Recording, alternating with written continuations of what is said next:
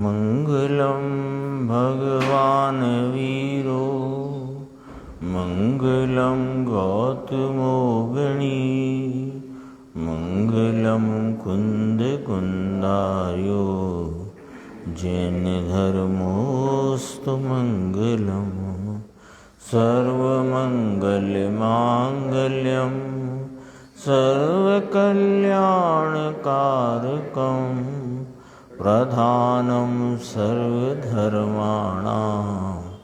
जैनं जयतु शासनं सहजानंद चैतन्य प्रकाशाय महीयसे नमो अनेकांत विश्रांति महिमने परमात्मने। आचार्य कुंद कुंद देव द्वारा रचित पंचास्तिकाय संग्रह नाम का ग्रंथ है। इसकी 128 से 130 गाथा, उस पर गुरुदेव श्री का स्पष्टीकरण, उसकी स्वाध्याय अपनी चलती है।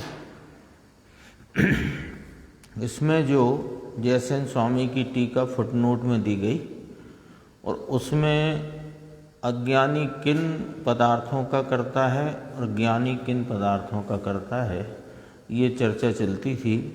तो उसमें कहा कि अज्ञानी तो पाप का, आश्रव का, बंध का करता है और कदाचित मंद मिथ्यात्व के उदय से उसके कोई शुभ परिणाम भी होते हैं, तो उसमें भोगों की आकांक्षा निहित होने से वे पाप के अनुबंध करने वाले पुण्य परिणाम होते हैं।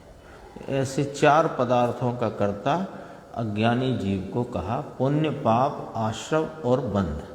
और ज्ञानी के संदर्भ से चर्चा चलती है, उसको अपन यहाँ देखते हैं कि जो ज्ञानी जीव है वह, बोल्ड अकेला पढ़ेंगे फिर आगे मिलाएंगे अपन। पेज नंबर इसमें तो है, जहाँ प्रवचन शुरू हुआ था ना 31 नंबर, हाँ उसका दूसरा तीसरा पैराग्राफ।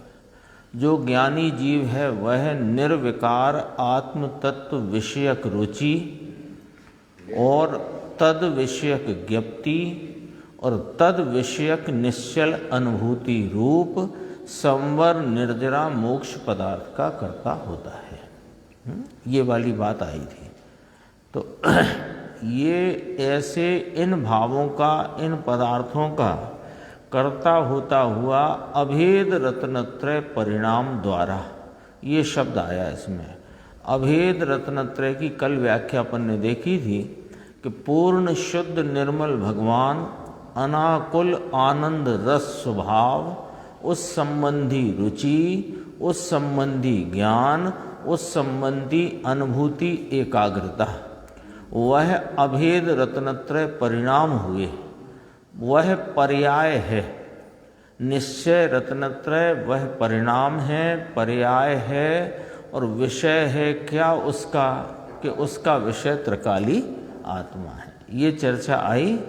फिर इसमें जो लोग कहते हैं कि चौथे से 6वें 7वें गुण स्थान तक मात्र भेद रत्नत्रय राग रूप भाव होता है, वीतराग भाव नहीं होता, ऐसा जो कहते हैं, तो उनको यहाँ कहा कि ये गाथा की टीका में जयसेन स्वामी ने स्पष्ट कहा है। वो अपन चर्चा यहाँ से आज देखते हैं। 397 पेज है इसमें हिंदी में। अभेद रत्नत्रय पर्याय, पर्याय कहो, परिणाम कहो, अवस्था कहो, उस बार माने इस प्रकार से वह संवर निर्जरा मोक्ष पदार्थों का कर्ता होता है। अमरचंद भाई, अभी ये बड़ी चर्चा बाहर में चलती है। अभी उल्टी नाम विपरीत। तो उल्टे का अर्थ या विपरीतता का अर्थ क्या है, कैसी चर्चा चलती है बाहर में, कि वे तो कहते हैं कि व्यवहार रत्नत्रय ही है अकेला, चौथे, 5वें, 6वें। 7वां जब आएगा तब शुद्ध उपयोग होगा, ऐसा वे कहते हैं। अकेला व्यवहार रत्नत्रय है, निश्चय नहीं है, अभेद रत्नत्रय नहीं है।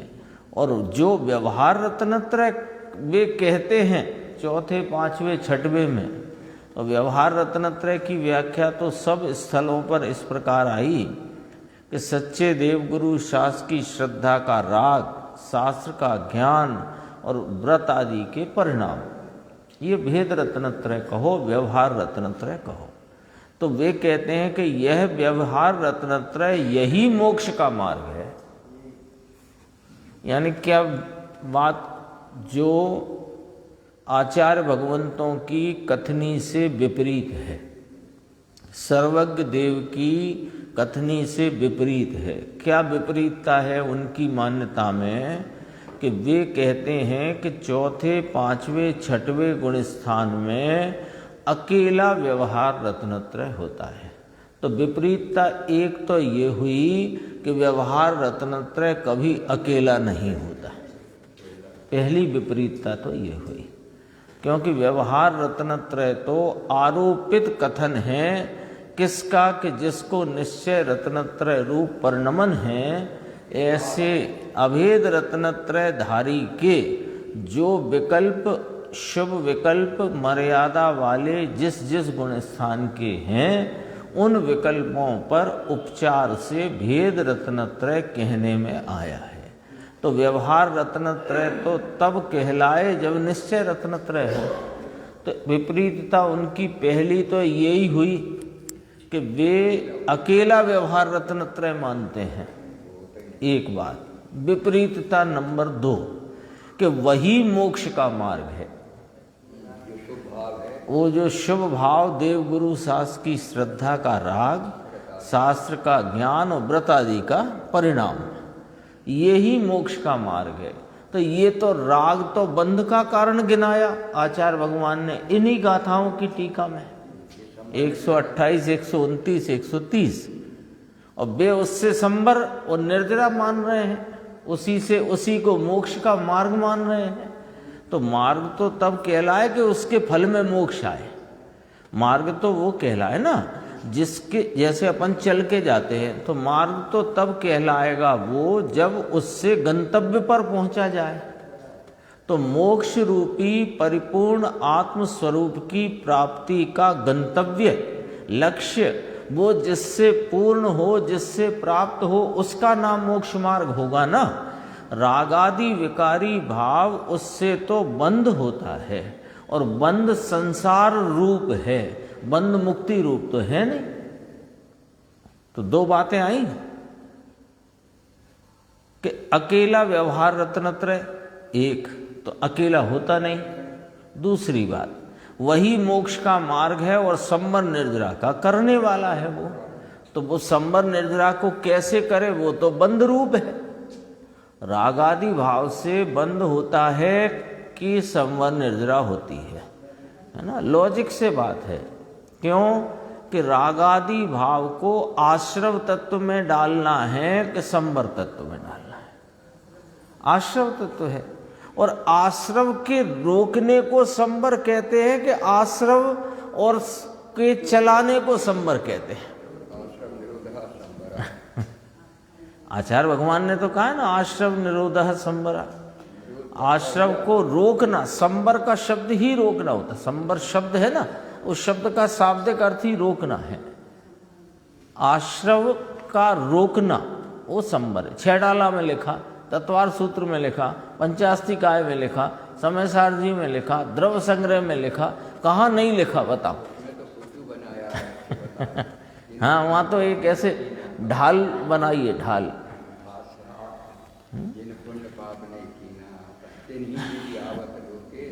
लही सुख अवलोके। अब देखो एक पंक्ति में कितनी विपरीतता पड़ी हुई है। ये गुरुदेव श्री न मिले होते, ये गुरुदेव श्री ने आचार्यों के हृदय को खोलकर हमें न दिखाया होता, तो हम भी उसी विपरीतता को ही सत्य मान करके बैठे होते। एक तो कहा चौथे, पांचवें, छठवें में अकेला व्यवहार रत्नत्रय है, निश्चय नहीं है, अभेद रत्नत्रय नहीं है, और वह व्यवहार रत्नत्रय जो अकेला है वही मोक्ष का मार्ग है और संवर निर्जरा का कारण है, करने वाला वो है। 3 विपरीतता हुई। अब देवीलाल जी, इस बोल से निर्णय करना हो, यहां बोल आया है ना कि अज्ञानी किन भावों का करता है, वो चर्चा आ गई है कि नहीं आ गई है, कि एक तो पाप भाव का करता है, मजा बुद्धि में पाप रूप, अगली गाथा आने वाली है शुभ अशुभ भावों की। हाँ, प्रसन्न चित्त, उसमें भाव लिया प्रसन्न चित्त, तो पाप तो मजा बुद्धि वो पाप भाव, और पुण्य भाव में धर्म बुद्धि, ये दोनों मिथ्यात्व में जाते हैं, है ना। तो मिथ्यात्व से मुक्ति होगी ये तो कहीं नहीं लिखा है, और बंध से मिथ्यात्व का मूल कारण कहा है ना, वो मिथ्यात्व को बंध का मूल कारण कहा, मिथ्यात्व को। अब देखो, इस बंध के कारण को संबर का कारण बताते हैं, विपरीत है ना, यही पहला मोक्ष मार्ग है ऐसा कहते हैं, पहले ये तो कर लो, हाँ ऐसा ही कहते हैं।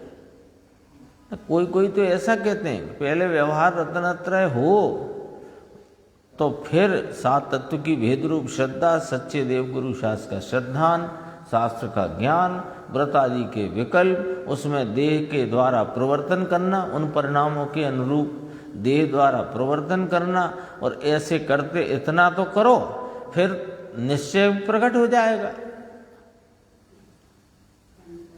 तो आप बताओ, राग यानी गुरुदेव की भाषा में कहें, जहर खाते खाते कस्तूरी की ओडकार कैसे आएगी, है बात है।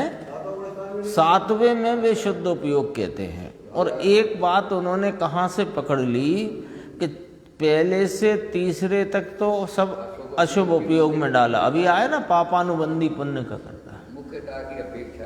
अब चौथे से छठवें तक बढ़ता हुआ शुभ उपयोग कहा, मुख्यता की अपेक्षा, पर चौथे में शुद्ध उपयोग भी है, अशुभ उपयोग भी है, और शुभ उपयोग भी है। पांचवें में शुभ उपयोग बढ़ गया है, शुद्ध उपयोग बढ़ गया है, अशुभ उपयोग घट गया है। मुनिराज को शुभ उपयोग है छठवें में, सातवें में शुद्ध उपयोग है, एक साथ है ना दो गुण स्थान, और अशुभ उपयोग वहां पर नहीं है। तो मुख्यता ली तो छठवां गुण स्थान शुभ का है, चौथे में शुभ अशुभ शुद्ध तीनों हैं, पांचवें में भी शुभ अशुभ शुद्ध तीनों हैं, और छठवें में शुभ और सातवें में शुद्ध। तो अब इसकी तारतम्यता में मुख्यता गिनी, तो चौथे से छठवें तक शुभ उपयोग की मुख्यता गिनी है, बढ़ता हुआ शुभ उपयोग ऐसा लिया। और सातवें में शुद्ध उपयोग कौन सा लेना है कि तीन कषाय चौकड़ी की अभाव रूप प्रचुर स्वयं संवेदन वाला शुद्ध उपयोग, वो सातवें में। अब ये तीन कषाय चौकड़ी का अभाव कैसे हुआ कि पहले अनंतानुबंधी गई शुद्ध उपयोग द्वारा, और फिर वो अप्रत्याख्यानावरणी गई शुद्ध उपयोग स्वरूप स्थिरता के बढ़ जाने से, और फिर प्रत्याख्यानावरणी भी गई, तब तीन कषाय चौकड़ी का अभाव हुआ, और वैसे प्रचुर स्वयं संवेदन की परिणति शुद्ध उपयोग की प्रगति, तब सातवां गुण स्थान हुआ।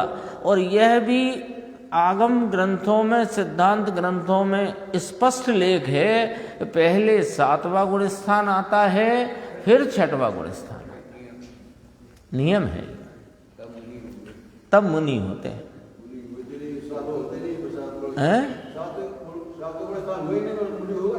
हाँ, तो सातवां गुण स्थान बिना जो मुनिपना बाह में दिखता है उसका नाम द्रव्यलिंग रखा, और द्रव्यलिंगी को मुनि कहना कि नहीं कहना, तो प्रवचन सार में कहा कि गौण रूप से कहने में आया है, और वो भी जब छठवां गुण स्थान हो, तो सातवां नहीं प्रकटता तो छठवां भी नहीं प्रकटता, वो तो पांचवें में सब हो जाता है। अगर उसको है पहले पांचवां एक द्रव्यलिंग की आती है ना व्याख्या, किसी ने मिथ्या दशा में व्रतादि अंगीकार करके और अचेलकपना माने नग्नता अंगीकार की, वस्त्रादि का त्याग किया, और अंदर में उस शुद्ध उपयोग रूप भाव को, कौन सा शुद्ध उपयोग, तीन कषाय चौकड़ी के अभाव रूप, वो प्राप्त नहीं किया तो वो तो सरासर द्रवलिंगी है। पर कोई कोई चौथे पांचवें गुण स्थान वाले भी द्रवलिंगी होते हैं। वे कैसे कि वे मुनि धर्म को अंगीकार करने के लिए अंदर में तैयारी होने से उद्यत तो हुए, लेकिन सातवें गुण स्थान के योग्य तीन कषाय चौकड़ी की अभाव रूप शुद्ध उपयोग दशा प्रकट हुई नहीं। तो वह बाह्य में जो पूर्व में जो नग्नता आदि अचेलकपना था वो द्रवलिंग कहलाता है, ऐसे कहा गया है। तीन चौकड़ी का अभाव नहीं कर पाता। हाँ, फिर भले वो थोड़ी देर बाद पुनः ध्यान का प्रयास करें, हो जाए। हाँ, अधिक समय नहीं लगे उसमें, और कदाचित नहीं हो सके तो छेद भी दे। ये यानी नाटकबाजी ज़्यादा नहीं चलती, आगे बढ़ते हैं। देखो, यही पहला मोक्ष मार्ग है, व्यवहार रत्रत्र पहला मोक्ष मार्ग है। ये विपरीतता है कि सच्ची बात है कि विपरीतता है? कैसे कही कि जो तुम जैसे पहला मोक्ष मार्ग कह रहे हो, तो 47 नंबर की गाथा द्रव्य संग्रह में नेमीचंद सिद्धांत देव कहते हैं कि यह तो वास्तव में ध्यान में दोनों मोक्ष मार्ग प्रकट होते हैं। दो भी हम पो मोक्ष हे हूँ, आया ना, वो एक साथ प्रकट होते। क्यों कि जब निश्चय रत्नत्रय प्रकट हुआ तो वहां रह गए राग को भेद रत्नत्रय या व्यवहार रत्नत्रय का आरोप आएगा। सब स्पष्ट है, उलझन कहीं है नहीं। हाँ देखो, क्योंकि परंपरा मोक्ष का कारण ये है, ऐसा उनने पढ़ा किताब में, शास्त्र में। साक्षात कारण निश्चय है, 7वें से थोड़ा निश्चय लिया उन्होंने, 8वें से होता है वो परंपरा व्यवहार है, ऐसा है ही नहीं। मार्ग का क्रम इस प्रकार है ही नहीं। 7वें में थोड़ा शुद्ध उपयोग और 8वें में जब श्रेणी आरोहण करते हैं तब होता है, ऐसा करके वे कहते हैं। साक्षात अभेद रत्नत्रय संवर निर्जरा का करता है, यही बात सर्वज्ञ देव ने कही। और सर्वज्ञ देव की कथनी की परंपरा में, दिव्य ध्वनि की परंपरा में आचार्य भगवंतों ने कही। उसी का स्पष्टीकरण ज्ञानी धर्मात्माओं ने किया। क्या है कि 8वें में गए तो फिर नहीं, तो वो साक्षात। हाँ, तो वो अपेक्षा अलग अलग है। ये बात बहुत ही चलती है, तुम्हारे हिंदी में बहुत चलती है, हिंद में बहुत गड़बड़ चलती है।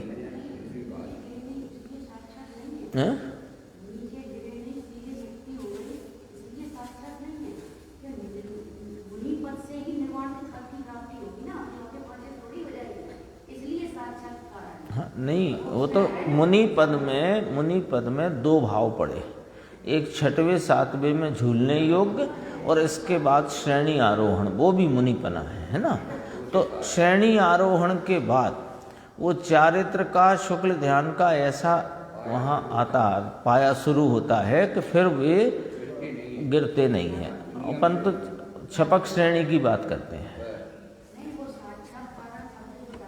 हाँ, वो साक्षात कारण तो स्वरूप की लीनता का नाम, जो चारित्रम खलु दम्मो कहा ना, तो चारित्र का भाव तो पहले ही प्रकट हो गया है वास्तव में, 4 में ही हो गया है। लेकिन नहीं, वो साक्षात कारण कहा, चौथे को भी, चौथे में जितना प्रकट है वो आंशिक है, लेकिन जो मुनिराज को है वो उग्र है, वो चारित्र बढ़ गया है। इस अपेक्षा स्थिरता बढ़ गई है। यानी अपन सीधी बात करो, है ना, ये तो इनने गुण स्थान में इस प्रकार कहा कि 6वें, इनको तो क्या कहना है, विपरीतता के चक्कर में इनको लोगों को भ्रमित करने के लिए क्या कहना है कि 4, 5वें, 6वें में मात्र शुभ उपयोग होता है, शुद्ध उपयोग नहीं होता। 7वें में थोड़ा शुद्ध उपयोग होता है और 8वां और 8वें के आगे बड़ा हुआ शुद्ध उपयोग और उसके द्वारा मोक्ष पद की प्राप्ति होती, ऐसा उनका कहना। तो पहले कारण किसको रख दिया उनने? शुभ उपयोग को, है ना। अब अपन आते हैं सीधी बात पे, भेद रत्नत्रय और अभेद रत्नत्रय। अब अपन सीधी बात करते हैं जो आचार्य भगवंतों ने करी कि अभेद रत्नत्रय का जो परिणाम जब से प्रकट हुआ तब से वह साक्षात कारण है, और वहां पर जो भेद रत्नत्रय है, अभेद रत्नत्रय बंत मोक्ष मार्गी को जो भेद रत्नत्रय है वो परंपरा कारण गिनने में आया है। क्यों परंपरा शब्द का प्रयोग? क्यों कि उसका अभाव हो जाता है, अभाव रूप कारण है। साक्षात अभेद रत्नत्रय संवर निर्जरा का करता है। धर्मचंद जी ये देखो, ये बात बहुत ही चलती है तुम्हारे हिंदी में, हिंदी में माने ये हिंदी क्षेत्र में, हिंदी प्रांत में, हिंद में बहुत गड़बड़ चलती है। हाँ, बिना दूल्हे की बारात है ये। आगे देखते हैं, देखो बहुत और गंभीर चर्चा है थोड़ी। पेज आ गया है इसमें हिंदी में 398 नीचे। अभेद रत्नत्रय परिणाम द्वारा वास्तविक स्वय आश्रय, स्वय आश्रय अभेद शब्द का प्रयोग किया ना, रत्नत्रय के साथ अभेद शब्द का प्रयोग ये क्यों किया और उसको भेद रत्नत्रय क्यों कहा, वो भी अपन समझ लेते हैं विचार करके। अभेद माने जो परिणति स्वरूप से अभेद वर्तती है वह अभेद रत्नत्रय कहलाई है, और जो परिणति अभी शेष है, राग अभी बाकी है, तो वो भेद माने अपने से भिन्न पर पदार्थों के आश्रय में वर्तती है, तो वो भेद रत्नत्रय कहलाया। ठीक है ना। तो अभेद रत्नत्रय का अर्थ लिखा वास्तविक स्वय आश्रय।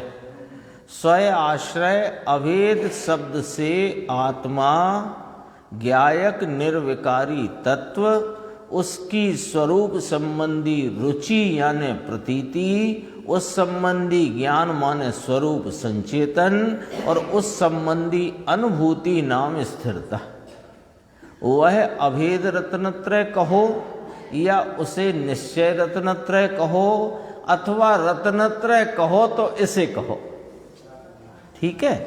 यथार्थ मोक्ष मार्ग कहो, वह पूरे संवर निर्जरा मोक्ष पदार्थों का कर्ता होता है। ज्ञानी किन पदार्थों का करता है, यही चर्चा चलती है ना। अज्ञानी के तो 7 तत्व कहे या 7 पदार्थ कहे, पर्याय रूप, परिणाम रूप, अवस्था रूप, सब चर्चा आ गई है। उनमें अज्ञानी के खाते 4 डाले, पुण्य पाप आश्रम बंध, और ज्ञानी अपने अभेद रत्नत्रय परिणाम द्वारा, अभेद रत्नत्रय का अर्थ किया कि निर्विकारी आत्म विषयक रुचि नाम प्रतीति, संचेतन उसी स्वरूप का संचेतन और उसमें स्थिरता, ऐसे अभेद रत्नत्रय परिणाम द्वारा, द्वारा लिखा है ना बोल्ड अक्षर में, तो वह अभेद रत्नत्रय कहो, निश्चय रत्नत्रय कहो, यथार्थ मोक्ष मार्ग कहो, वह पूरे माने यह पवित्र भावों का संबर निर्जरा मोक्ष पदार्थों का कर्ता होता है। लो देखो, चौथे, पांचवें, छठवें में अभी अपन पढ़ के आए थे ना, अब उसका उत्तर भी समझ चलो। चौथे, पांचवें, छठवें में संबर निर्जरा है कि नहीं है? यदि नहीं है तो मोक्ष मार्ग के गुणस्थान क्यों कहा उनको? लॉजिक से समझो हैं? हाँ हाँ, वही मतलब चौथे, पांचवें, छठवें तो सिद्धांत ग्रंथों में मोक्ष मार्ग रूप कहे गए ना, और चौथे, पांचवें, छठवें में यदि संबर निर्जरा नहीं है तो फिर वो मोक्ष मार्ग नहीं है, फिर तो वे आप पहले के पुण्य पाप आश्रम बंध में गया मामला। समझ में आया? संवर निर्जरा है या नहीं, अपने से प्रश्न पूछा गुरुदेव ने। तो संवर निर्जरा का कर्ता, संवर निर्जरा मोक्ष मार्ग है तो संवर निर्जरा, संबर निर्जरा तो सबको स्पष्ट ज्ञात है कि मोक्ष मार्ग का नाम संबर निर्जरा है, इसमें कहाँ उलझन है, किसी को कोई इसमें मतभेद ही नहीं है कि संबर निर्जरा मोक्ष मार्ग नहीं है। मोक्ष मार्ग कहते ही संबर निर्जरा को है, इसमें तो मतभेद नहीं है ना। अब समझो कि संबर निर्जरा का कर्ता व्यवहार रत्नत्रय है, भेद रत्नत्रय है क्या, ये पूछा प्रश्नवाचक। अरे वह तो पराश्रित भाव है। देव गुरु शास्त्र की श्रद्धा का राग, 7 तत्वों की भेद रूप श्रद्धा, शास्त्र का ज्ञान, व्रत आदि के विकल्प, वे तो सब पराश्रित भाव है। तो पराश्रित भाव में तो आश्रम बंद होता है। लॉजिक से समझो बात। उपयोग स्वरूप आत्मा, इसके उपयोग के परिणमन की 2 दिशा, या तो पर वस्तुओं के लक्ष्य में प्रवर्तन करे कि स्वयं के लक्ष्य में प्रवर्तन करे, और उपयोग की तीसरी दिशा बताओ क्या? 2 ही दिशा है ना, या तो परलक्षी उपयोग हो कि स्वलक्षी उपयोग हो। और परलक्षी उपयोग में रागी को राग नियम से होता है, ये सिद्धांत ग्रंथ में बात है। यदि परलक्षी भाव में राग भी होता है और वीतरागता भी होती है, तो फिर स्वलक्ष्य से क्या होता है वो बता दो।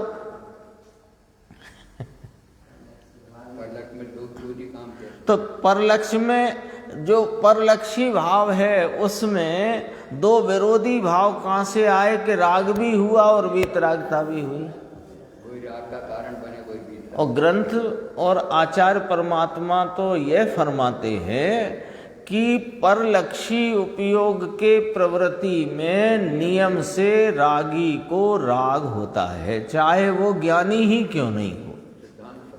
सिद्धांत तो यही है। अब जो राग रूप भाव है वह संबर निर्जरा का कर्ता कैसे होगा? संबर तो रागादि आश्रव को रोकने का, शुद्धि की प्रकटता का, और निर्जरा शुद्धि की वृद्धि का भाव है। लॉजिक से है ना बात। तो संवर निर्जरा का कर्ता व्यवहार रत्नत्रय है क्या भैया?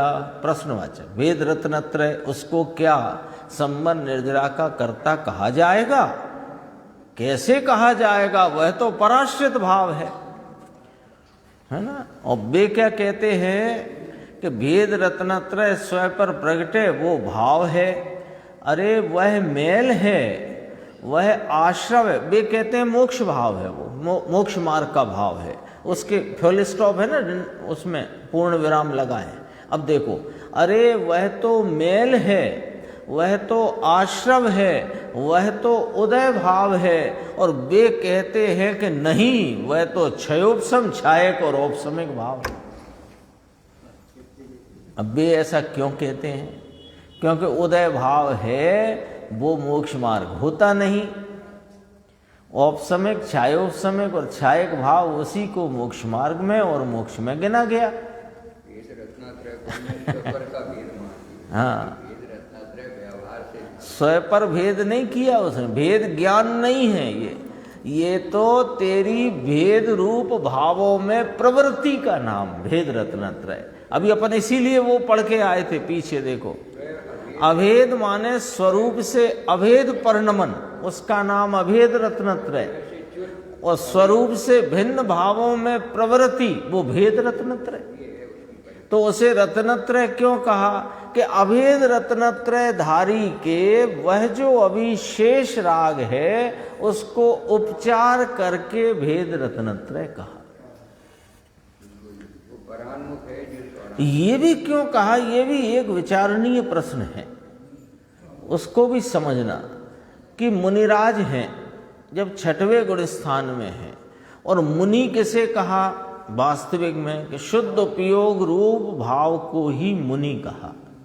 अब उनको अभी एक कषाय चौकड़ी का उदय है और उतनी परिणति में अभी अस्थिरता है, नहीं तो केवल ज्ञान हो जाता।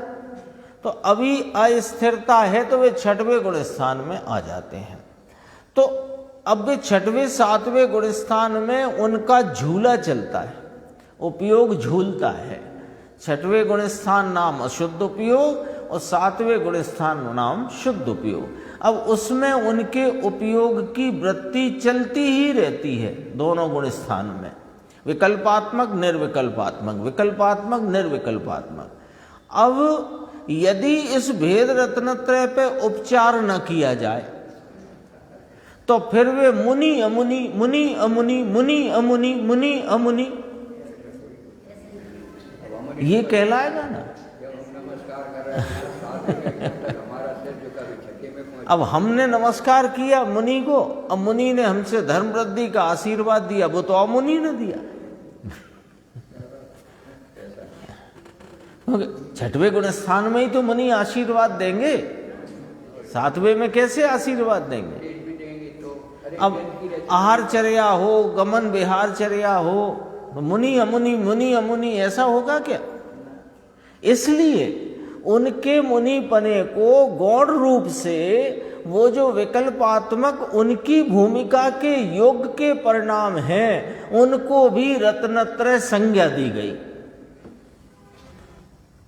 ऐसा है ना कि कोई कहे काय को दे दिया आपने ना, तो ऐसा होता नहीं ना। हाँ, अब फिर शास्त्र की रचना किसकी कहलाएगी? मुनीश्वरों की कहलाएगी।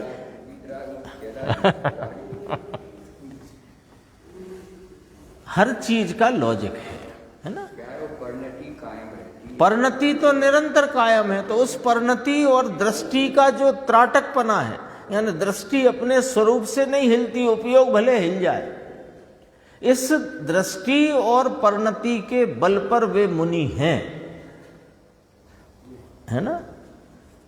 और एक चर्चा आई थी, याद होगी अपने यहाँ, कि वो जो सातवां गुण स्थान किसके बल पे आया है ना। तो एक अपेक्षा से कहेंगे तो अंतरंग में जो वीतराग परिणति तीन कषाय की अभाव रूप चल रही है, उसके बल से शुद्ध उपयोग रूप सातवां गुण स्थान प्रकटता है। एक अपेक्षा है ये, लेकिन पर्याय पर्याय को निरपेक्ष देखो तो वे परिणति के बल से भी नहीं, उस समय का स्वयं आश्रय रूप जो स्वतः स्वयं सिद्ध अहेतुक परिणाम है, उससे हर पर्याय का देखो गुरुदेव ने 3 बार 2 बार बोला, बहुत गड़बड़ है ना। औदैहिक भाव को औपसमिक क्षायक और क्षायोपसमिक में डाल दिया, कितनी गड़बड़ है। जीव के 5 असाधारण भाव कहे, उनका भी तुमने घपला कर दिया है ना। और आश्रम बंध, पुण्य पाप, आश्रम बंध, संबर, निर्जरा, मोक्ष, ये 7 तत्व का इनमें घपला कर दिया। अब तो एक गलती तो सब गलती। फिर कहते हैं ओह वाह वाह, अच्छा निकाला माने ये टीका में जो फुटनोट प्रस्तुत किया वो बहुत अच्छा, उसमें बहुत स्पष्टीकरण आ गया जयसेन स्वामी की टीका से। ये कहना है गुरुदेव को। आगे चलते हैं। देखो अब 401 पेज आ गया, यहाँ पर प्रश्न है मुमुक्षु का। उसमें आया था ना कि ज्ञानी कदाचित जब अपने स्वरूप में स्थिर नहीं रह पाते, तब पंच परमेष्टियों की यानी अरिहंत सिद्ध भगवंतों की, आचार उपाध्याय साधुओं की वे असाधारण भक्ति करते हैं। सब लेना इसमें, चौथे पांचवें वाले भी और मुनिराज भी सब आ है ना। तो वे असाधारण भक्ति करते हैं। असाधारण शब्द क्यों लिया, उसका भी इसमें आ गया है, कहीं आएगा आगे। असाधारण शब्द से जो भक्ति बनावटी ज्ञानी को है, अज्ञानी को, सॉरी बोलने में भूल हो गई, अज्ञानी को जो बनावटी भक्ति है वो साधारण में डाली, और ज्ञानी को जो भक्ति है वो असाधारण है। हाँ, वो भक्ति को मुक्ति मानता है और भक्ति के जिनकी है उन्हें जानता नहीं है। जिनकी भक्ति में वो प्रवृत्त हो रहा है उनका स्वरूप ही नहीं जानता, तो उसकी भक्ति नकली भक्ति। क्योंकि आप जानते ही नहीं कि आप किसका गुणानुवाद कर रहे हो। तो आता है कि लोग महावीर जी हैं, पद्मावती की भक्ति तो ऐसी करेंगे, भगवान की भक्ति कुछ पता नहीं कौन। कुछ पता नहीं है।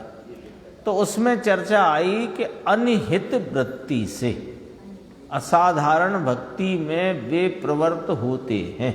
कौन? ज्ञानी धर्मात्मा, है ना, मोक्ष मार्गी, वे अनहित वृत्ति में प्रवृत्त होते हैं। वो असाधारण भक्ति में प्रवृत्त होते हैं अनहित वृत्ति से। तो उसको प्रश्न किया मुमुक्षु ने कि साहिब अनिहित वृत्ति का अर्थ क्या? तो कहा इच्छा बिना। इच्छा बिना उसका आया था ना अज्ञानी का, भोगों की आकांक्षा रखकर निदानबंद करता हुआ भविष्य में पाप का अनुबंध करने वाले पुण्य भाव का, पुण्य पदार्थ का कर्ता होता है अज्ञानी। नारायण पद प्रति नारायण पद की निदान बंद। अब यहां लिया अनहित का अर्थ इच्छा बिना। अनहित वृत्ति से अर्थात इच्छा नहीं कि ऐसा करूं। समझो बात इसको, ये गंभीर है बात। इच्छा नहीं कि मैं जिनेंद्र परमात्मा की भक्ति करूं। सोचो, ये पॉइंट सोचना, जरा विचार करना, क्योंकि वे तो एक आत्म स्वरूप की स्थिरता में ही रहना चाहते हैं, तथापि वहां रह नहीं पाते तो उस जाति का विकल्प आ पड़ता है। तो भक्ति आदि कार्यों में उस विकल्प के इलाज रूप से बरतते। इच्छा नहीं। सौधर्मेंद्र पंच कल्याणक पूरे करे तीर्थंकर परमात्मा के, सुमेरु पर्वत पर जाकर अभिषेक करे, 1000 नेत्र से बाल तीर्थंकर का निहारे, तांडव नृत्य करे, सारी व्यवस्था करे अनहित वृत्ति से, इच्छा बिना की वृत्ति से। कहो समझ में आया? देखो इसका स्पष्टीकरण पीछे फुटनोट में किया, इसका भी फुटनोट आया है। विच्छेद कहा ना, उसका स्पष्टीकरण किया। यहां ज्ञानी के विशिष्ट पुण्य को, खास पुण्य को संसार विच्छेद के कारणभूत कहा। लो, शुभ भाव को संसार विच्छेद का कारणभूत कहा। कैसे करके? उपचार से, है ना, जिससे तीर्थंकर गोत्र बंधे आदि, ऐसे उस भाव को संसार विच्छेद के कारणभूत कहा। तो वहां ऐसा समझना है कि वास्तव में तो सम्यक दर्शन ज्ञान चारित्र यानी अभेद रत्नत्रय, निश्चय रत्नत्रय, वह संसार विच्छेद के कारणभूत है। संसार की पर्याय के पापादि का नाश करने वाला तो निश्चय रत्नत्रय है। पापादि, पाप पुण्य दोनों लेना है। परंतु जब वह सम्यक दर्शन ज्ञान चारित्र, 3 हुए ना, अभेद रत्नत्रय, निश्चय रत्नत्रय, अपूर्ण दशा में होता है। अभी अपूर्णता है, पूरी दशा नहीं है, अपूर्ण दशा है। दर्शन ज्ञान तो है पर चारित्र में अभी अपूर्णता है। तब उसके साथ अनिहित वृत्ति, तो अनिहित वृत्ति का अर्थ किया, ये अनिश्चित वृत्ति नहीं है शब्द, अनिहित वृत्ति से, इच्छा बिना वृत्ति से वर्तता हुआ। विशिष्ट पुण्य में संसार विच्छेद के कारण पने का आरोप किया जाता है।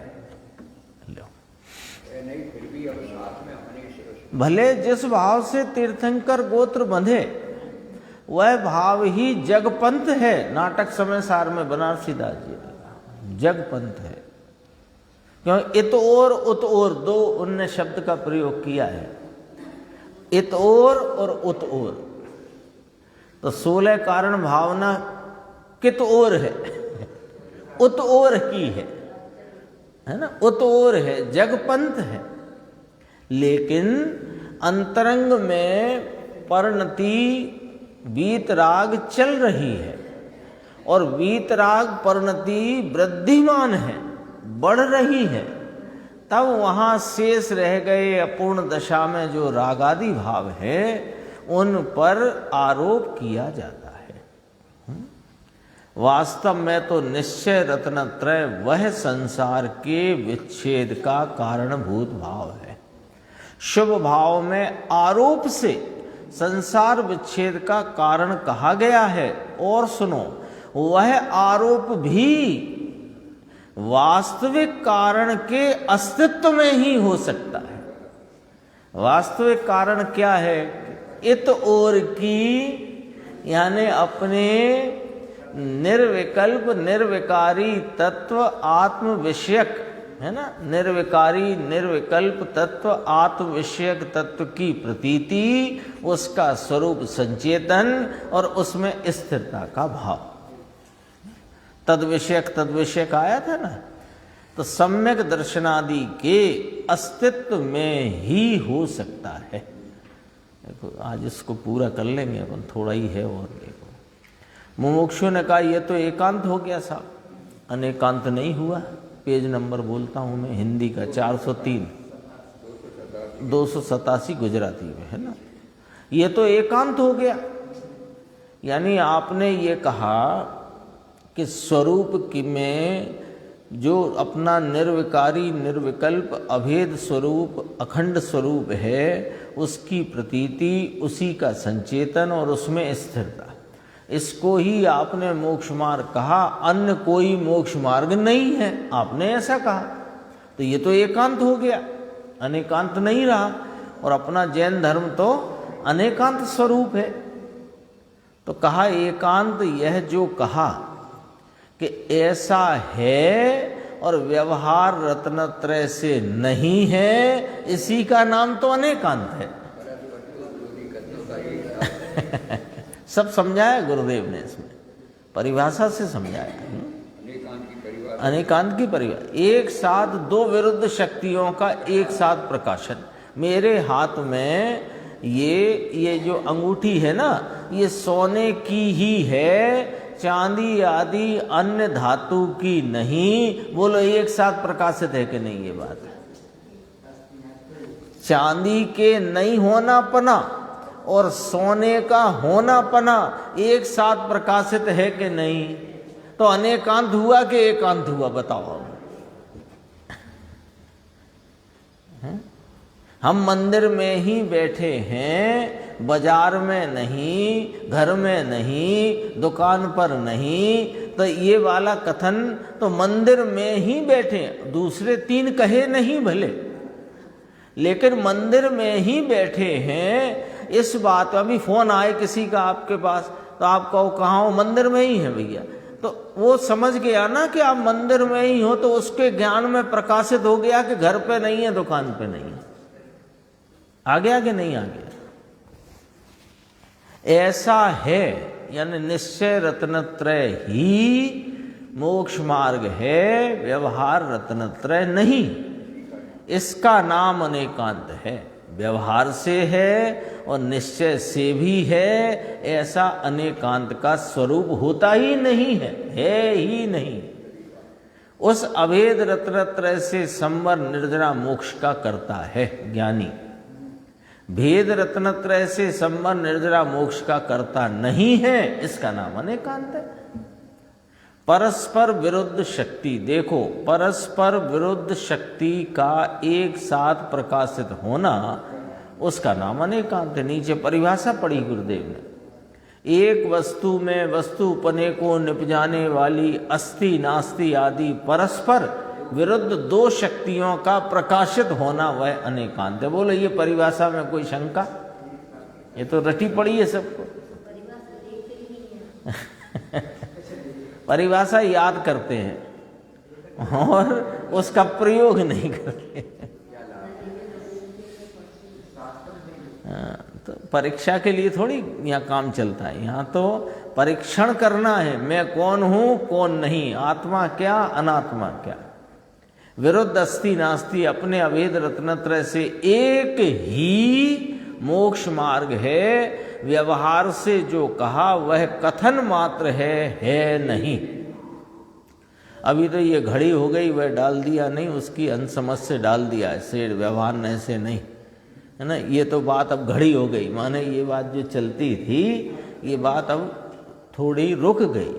अभी भी चलती है चलने वालों के, लेकिन कहाँ चलती है? जिन्हें कोई अभ्यास करना नहीं, अपने हित का कोई जिन्हें किंचित भी प्रयत्न नहीं है, हित के लिए जागरूकता ही नहीं है, बस जहाँ गए और वहाँ जा कर के लुढ़क गए, तो वहाँ चल रही है। क्या करें? थोड़ा भी पढ़े, कोई सा, अरे द्रव्य संग्रह पढ़ो, छेड़ाला पढ़ो, मत पढ़ो समय सार। द्रव्य संग्रह पढ़ो, छेड़ाला पढ़ो, जो मन करे इष्टोपदेश पढ़ो, जो मन करे सो पढ़ो। सब आचार्य भगवंतों के हैं, ज्ञानियों ने भी जो लिखे हैं उन्हीं की बातें लिखी हैं। चाहे बनारसी दास जी हों, दौलत राम जी हों, जयचंद जी छावड़ा हों, टोडरमल जी साहब हों, कोई। तो फिर कहा मुमुक्षु ने कि व्यवहार ने से भी नहीं लेना है। फिर मतलब उसका प्रश्न देखना, थोड़ी सी चर्चा है, उसका प्रश्न देखना कि साहब व्यवहार न से तो उसे व्यवहार को मोक्ष मार्ग मान लो। उसका क्या कहना है कि निश्चय न से वह मोक्ष मार्ग नहीं है, ऐसा आपने अनेकांत पना प्रकट किया। लेकिन हमारा एक प्रश्न इतना सा है कि व्यवहार न से तो उसे मोक्ष मार्ग मान लो, है ना। जैसे अपन कहने लगते हैं ना कि यह आत्मा रागादि विकारी भावों का कर्ता नहीं, निश्चय से, व्यवहार से तो है। अरे जब यह आत्मा के अन्य द्रव्यों से भिन्नता की बात है तो ये रागादि भावों का कर्ता निश्चय से ही है, निश्चय से ही है। लेकिन जब स्वभाव विभाव के बीच की भिन्नता की बात है तो ये आत्मा रागादि भावों का कर्ता न निश्चय से न व्यवहार से, ऐसा है। तो कहा व्यवहार नय से भी नहीं मानेंगे क्या साहब? तो कहा व्यवहार नय। अब देखो गुरुदेव की व्याख्या, व्यवहार नय, नय किसे कहते हैं? शुद्ध ज्ञान के अंश को नय कहते हैं। ये पंडित जी ने मोक्षमार्ग प्रकाशक में भी ये चर्चा ली, 9वें अधिकार में भी ली ये चर्चा। व्यवहार न तो शुद्ध ज्ञान की एक पर्याय है, जानने योग्य बराबर हुआ कि वहाँ राग है ऐसा ज्ञान हुआ तो सम्यक ज्ञान का अंश है। सम्यक शुद्ध ज्ञान का अंश है नय। अज्ञानी को तो नया भास होता है, नए होते नहीं। तभी तो तीनों लिए ना, निश्चयभासी, व्यवहाराभासी, उभयाभासी,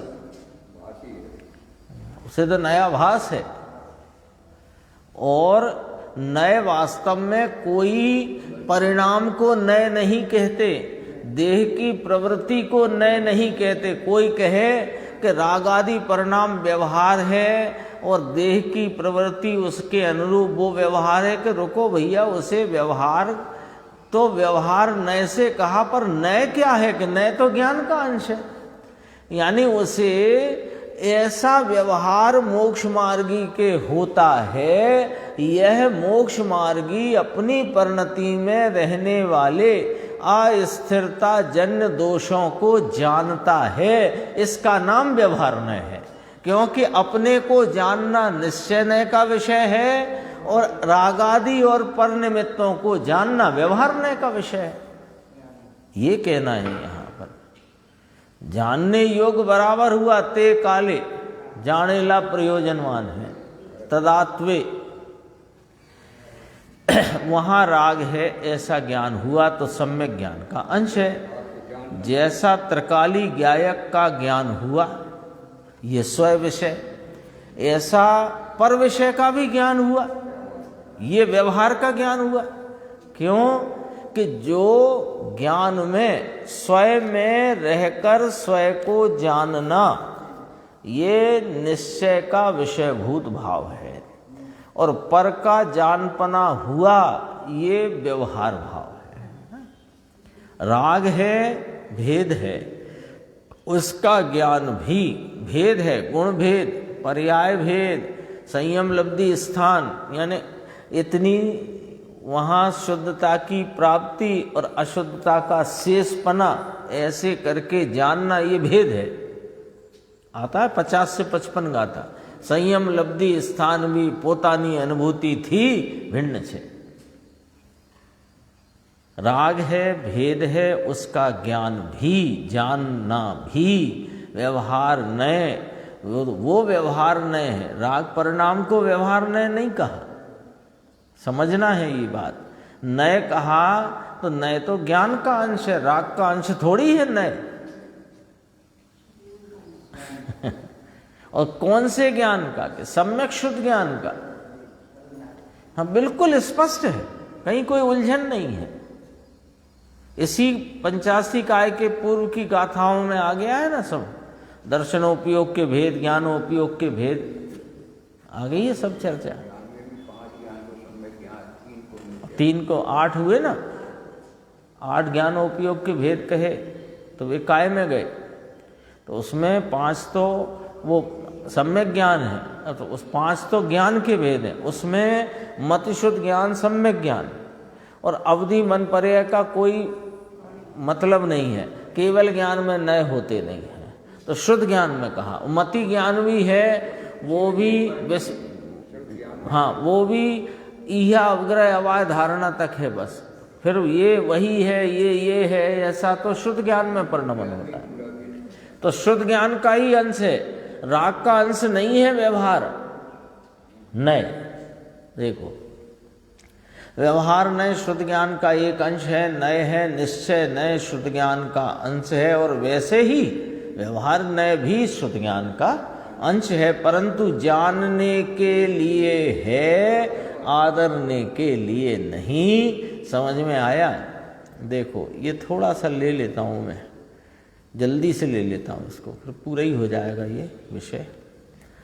ये कहा कि गुरुदेव ने क्या कहा, देखो कि समय सार में आचार्य भगवान ने कलश लिखे ना, टीकाकार आचार्य अमृतचंद्र भगवान ने, तो उन्होंने लिखा कि द्रव्य क्रिया और सिद्धांत ग्रंथों को पढ़ो लिखो इत्यादि किंचित न अस्ति, यानी यह किंचित भी मोक्ष मार्ग नहीं है, ऐसा लिखा।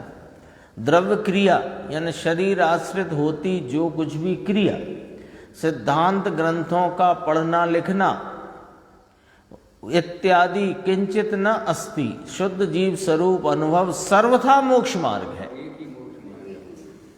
सर्वथा, और अन्य समस्त मोक्ष मार्ग सर्वथा है नहीं, अनेकांत हो गया। तो आपने सर्वथा कह के एकांत कहा कि हाँ, सम्यक एकांत कहा, जिसमें अनेकांत स्वतः प्रस्फुटित है। आ गया? अन्य समस्त मोक्ष मार्ग सर्वथा है नहीं।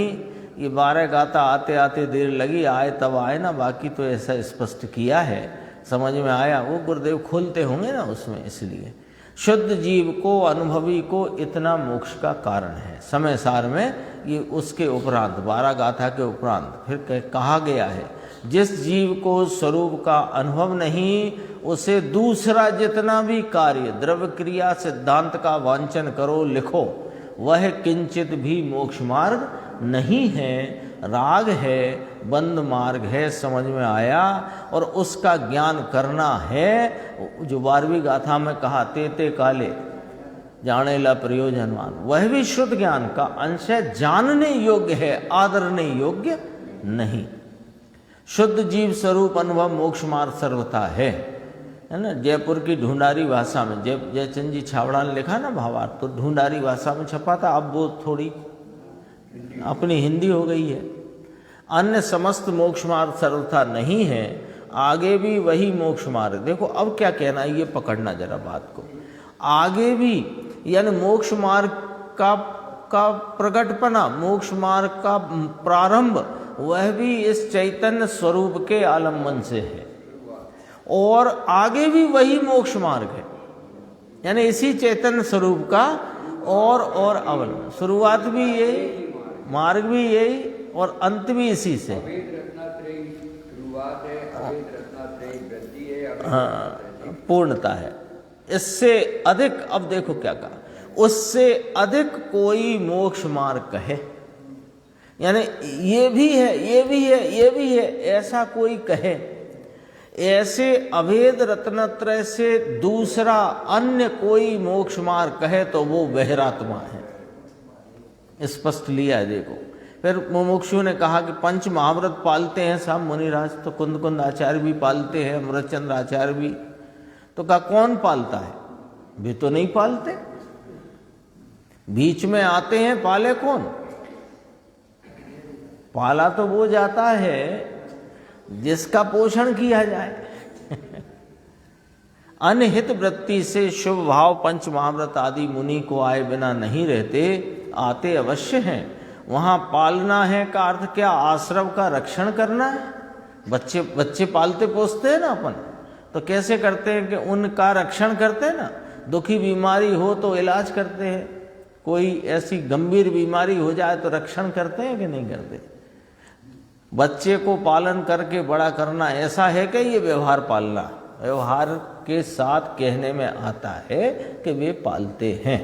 आता है इसका अर्थ क्या? अनहित वृत्ति से निश्चय रत्नत्रय में स्थिर न हो तब ऐसा भाव अवश्य आता है। व्यवहार राग शुभ भाव, उसमें आरोप भी आता है जो अपन पढ़ के आए कि संसार विच्छेद का परंपरा कारण है, ऐसा भी आरोप आता है। यह निश्चय रत्नत्रय की अभेद की दृष्टि हो तो आरोप आता है। हाँ, और वो जो उनको भी शुभ भाव आता है तो बंद का कारण। यहां तक चर्चा हुई। 131 की चर्चा अपन आगे की स्वाध्याय